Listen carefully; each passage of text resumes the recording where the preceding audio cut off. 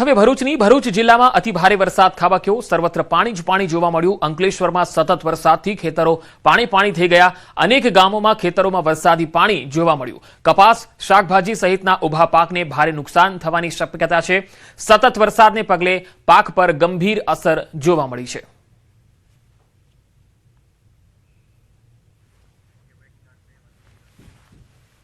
વાત હવે નવસારીની। નવસારીમાં પૂરની વિકટ પરિસ્થિતિ વચ્ચે પુલ પરથી ધસમસતા વહેણમાં જોખમી સ્ટન્ટ કરતા કેટલાક તત્વો જોવા મળ્યા। આ તસવીરો જુઓ।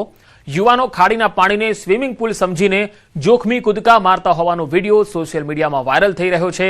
એક તરફ જ્યારે તંત્ર અને રેસ્ક્યુ ટીમો રાહત બચાવના કાર્યમાં દિવસ રાત એક કરી રહી છે, ત્યારે પોતાનો જીવ જોખમમાં મૂકીને આવા પ્રાણઘાતક પ્રયોગો કરતા બેફિકર નબીરાઓને કારણે મોટી દુર્ઘટના સર્જાવાની આશંકા ઊભી થાય છે।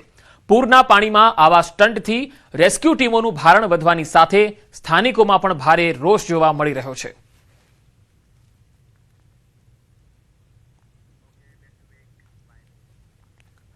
હવે રાજકોટથી એક સમાચાર આવી રહ્યા છે। રાજકોટમાં સતત બીજા દિવસે મેઘરાજાએ ધડબડાટી બોલાવી છે। શહેરના અનેક વિસ્તારોમાં ધોધમાર વરસાદ પડ્યો। પોપટપરાનું ગરનાળું સતત બીજા દિવસે બંધ કરવું પડ્યું। બેરિકેડ મૂકીને પોલીસ દ્વારા લોકોની અવરજવર બંધ કરવામાં આવી। શહેરના અનેક રોડ રસ્તા પાણીમાં ગરકાવ થયા છે। 2 દિવસમાં શહેરમાં અંદાજે 5 ઇંચ જેટલો વરસાદ નોંધાયો છે। રાજકોટ શહેરમાં આજે વહેલી સવારથી જ વરસાદી માહોલ જામ્યો છે। આ વરસાદ આજે સવારથી જ વરસતા અનેક જગ્યાએ નીચાણવાળા વિસ્તારોમાં પાણી ભરાયા છે। ત્યારે પોપટપરા અંડરબ્રિજના દ્રશ્ય છે। અહીંયા અત્યારે બેરિકેડ મારીને આ જે બ્રિજ છે, અંડરબ્રિજ છે, તેમને બંધ કરી દેવામાં આવ્યો છે। ગઈકાલે પણ વરસાદ વરસતા બ્રિજ છે, અંડરબ્રિજ તેમને બંધ કરી દેવામાં આવ્યો હતો। અનેક વાહન ચાલકો છે તેમને જે રાજકોટ શહેરથી જે પોપટપરા, રેડનગર સહિતના વિસ્તારોમાં જે જવામાં અનેક તકલીફો પડી રહી છે। અત્યારે આ દ્રશ્યો જોઈ શકો છો કે બેરિકેડ મારી અને લોકોને અહીંથી વાહન ન અંદર જઈ અને કોઈ દુર્ઘટના ન સર્જાય એટલા માટે તંત્ર દ્વારા આ રસ્તો બંધ કરી દેવામાં આવ્યો છે। હજારો વાહન ચાલકો છે તે દિવસ દરમિયાન અહીંથી પસાર થતા હોય છે। રાજકોટ શહેરમાં ગઈકાલે 4 ઇંચ જેટલો વરસાદ પડ્યો હતો, જ્યારે આજે 1 ઇંચ જેટલો વરસાદ પડ્યો છે। ટોટલ 2 દિવસમાં 5 ઇંચ જેટલો વરસાદ જે છે વરસી ચૂક્યો છે। ત્યારે ક્યાંક અનેક જે નીચાણવાળા વિસ્તારો છે ત્યાં આવી રીતે પાણી ભરાવાના દ્રશ્યો સામે આવી રહ્યા છે। ખાસ કરીને આ જે વિસ્તાર છે તે રાજકોટ શહેરને જે પોપટપરા તેમજ રેલનગર સહિતની અનેક સોસાયટીઓ સાથે જોડતો આ રસ્તો છે ને હાલ પાણી ભરાતાની સાથે જ આ રસ્તો બંધ કરી દેવાની ફરજ પડી છે। હાર્દિક જોશી, ન્યૂઝ 18 ગુજરાતી, રાજકોટ।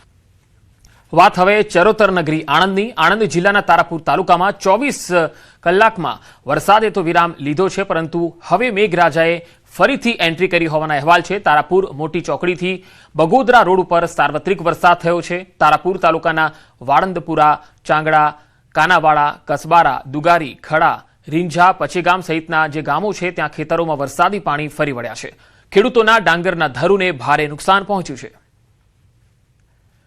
તો વાવ થરાદની વાત કરીએ। વાવ થરાદમાં પણ વરસાદી માહોલ બરાબર છવાયો છે। દિયોદર પંથકમાં ધોધમાર વરસાદ પડ્યો। ધોધમાર વરસાદ શરૂ થતા જનજીવન પ્રભાવિત થયેલું જોવા મળ્યું। દિયોદરના લુંદ્રા, નવારૈયા, કોટડા સહિતના ગામોમાં વરસાદ થયો। દિયોદર શહેરના નીચાણવાળા વિસ્તારોમાં પાણી ભરાવાની શરૂઆત થઈ। દિયોદર પંથકમાં સતત વરસાદી ઝાપટા ચાલુ જ છે। તો માઉન્ટ આબુથી પણ એક તસવીર આવી રહી છે, જ્યાં મોસમે અચાનક મિજાજ બદલ્યો અને પ્રકૃતિ સોળે કળાએ ખીલી ઉઠી। આ તસવીરો જુઓ। કેટલા મનમોહક દ્રશ્યો છે। માઉન્ટ આબુથી આવી રહ્યા છે આ દ્રશ્યો, જ્યાં પર્વતોને અડીને સરકતા વાદળોના આ મનમોહક દ્રશ્યો કેમેરામાં કેદ થયા। આ અલૌકિક સૌંદર્યને માણવા પ્રવાસીઓનું ભારે ઘોડાપુર માઉન્ટ આબુમાં ઉમટી પડ્યું છે। તો દક્ષિણ ગુજરાતના સુરત જિલ્લામાં છેલ્લા 2 દિવસથી વરસેલા અવિરત ધોધમાર વરસાદને કારણે કીમ નદીમાં ઘોડાપુરની સ્થિતિ સર્જાતા ઓલપાડ તાલુકાના અનેક વિસ્તારો જળબંબાકાર બન્યા। કીમ નદીના પૂરના પાણી જૂના હળપતિવાસ અને નવા હળપતિવાસમાં ઘૂસી જતા સ્થાનિક લોકોને ભારે હાલાકીનો સામનો કરવો પડ્યો। જોકે હાલ નદીનું પાણી ધીમે ધીમે ઓસરી રહ્યું છે, જેથી જનજીવન ફરીથી પાટા પર આવવા લાગ્યું છે। આ દરમિયાન પૂરગ્રસ્ત પરિવારોને તાત્કાલિક રાહત મળી રહે તે માટે જિલ્લા પોલીસ હરકતમાં આવી। બોલાવ ગામમાં જિલ્લા નાયબ પોલીસ અધિક્ષકની ટીમે અસરગ્રસ્ત લોકોને ફૂડ પેકેટ અને પીવાના પાણીનું વિતરણ કરી જરૂરી સહાય પહોંચાડી માનવતાનું ઉત્તમ ઉદાહરણ પૂરું પાડ્યું છે। ગોલાવ ગામ છે, કીમ પોલીસ સ્ટેશન અંતર્ગતમાં આવે છે અને ઓલપાડ તાલુકાનું ગામ છે। ત્યાં કેટલાક 100 ઘર જે છે એ ઇફેક્ટેડ છે। ત્યાં એ લોકોને આજે સુરત ગ્રામ્ય પોલીસ દ્વારા ફૂડ પેકેટનું અને ખીચડીનું વિતરણ કરવામાં આવી રહેલું છે. સાથે સાથે પાણી અને બિસ્કિટ વગેરે બાળકોને અને જે કંઈ જરૂરિયાતમંદો છે કે જે લોકોને ખાવાની વ્યવસ્થા નથી થઈ અને એ લોકો છે એમને આઈડેન્ટિફાય કરીને સરપંચને સાથે રાખીને આજરોજ પ્રશાસન અને પોલીસ દ્વારા એ લોકોને ફૂડ વિતરણ કરવામાં આવી રહ્યું છે. તો પાટણના નિર્માણનગર રોડ પર છેલ્લા 10 વર્ષથી ઉભરાતી ગટર અને વરસાદી પાણી ભરાવાની સમસ્યાને લઈને સ્થાનિકોમાં ભારે રોષ જોવા મળ્યો. સામાન્ય વરસાદમાં પણ 15 થી વધુ સોસાયટીઓનો મુખ્ય માર્ગ પાણીમાં ગરકાવ થઈ જતા લોકોને ભારે હાલાકીનો સામનો કરવો પડે છે. અનેક રજૂઆતો છતાં સમસ્યાનો ઉકેલ ન આવતા સ્થાનિક ધારાસભ્ય કિરીટભાઈ પટેલ સ્થળ પર પહોંચી પોતાના અંગત ખર્ચે જેસીબી, રોડ રોલર અને ટ્રકો મારફતે રોડ મેટ નાખી કામચલાઉ રસ્તો તૈયાર કરાવ્યો હતો. સાથે જ તેમણે પાલિકા તંત્ર અને જીયુડીસીને આગામી 10 દિવસમાં કાયમી ઉકેલ લાવવાની ચેતવણી આપી. આ દરમિયાન ભાજપના સ્થાનિક કોર્પોરેટર ડોક્ટર મનોજભાઈ ઠાકોર પણ સ્થળ પર પહોંચ્યા અને સમસ્યા વર્ષોથી હોવાની સ્વીકૃતિ આપી હતી. પાટણમાં ગઈકાલે બપોરે જે રીતના 3 ઇંચ જેટલો વરસાદ વરસ્યો હતો ને ત્યારબાદ પાટણના અનેક નીચાણવાળા વિસ્તારો છે કે જ્યાં આગળ પાણી ભરાઈ ગયા હતા. મારી પાછળના આપ દ્રશ્યો બતાવીશ કે જે નિર્મળનગર છે, પાટણના આ નિર્મળનગર વિસ્તારનો રોડ છે કે જ્યાં આગળ 15 જેટલી સોસાયટીઓ આવી છે અને તમામ સોસાયટીઓના અંદર જવાનો આ મુખ્ય રોડ છે જે અત્યારે બંધ થઈ ગયો છે. ખૂબ જ નીચાણમાં આ રોડ હોવાના કારણે અહીંયાથી લોકોને અવર જવર કરવું ખૂબ જ મુશ્કેલી થાય છે.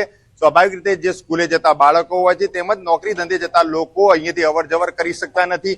અંતે ના છૂટકે આજે વહેલી સવારે પાટણના ધારાસભ્ય કિરીટ પટેલ આ વિસ્તારમાં આવ્યા હતા, તમામ લોકોની વાત સાંભળી હતી અને જે રીતના અત્યારે તેમને માત્ર કામ ચલાવ પૂરતો પોતાના ખર્ચે રોડ અહીંયાના સ્થાનિક લોકોને બની રહે તે માટેની તમામ સામગ્રીઓ લઈ આપી છે. જે રીતના અત્યારે દ્રશ્યોમાં કિરીટ પટેલ પણ દેખાઈ આવે છે કે તે તેમની અત્યારે ટીમ લઈને અહીંયા સ્થાનિક લોકોને મદદ માટે આવી ગયા છે. સોસાયટીના રહીશો છે તે તમામ રહીશોને લઈને જે પાટણ નગરપાલિકા તંત્ર તેમજ જીયુડીસી ખાતે ધરણા પર બેસે ને જ્યાં સુધી તેમની માંગ સ્વીકારવામાં નહીં આવે ત્યાં સુધી તે લોકો અનશન પર બેસશે. જસવંત પટેલ, ન્યૂઝ 18 ગુજરાતી, પાટણ.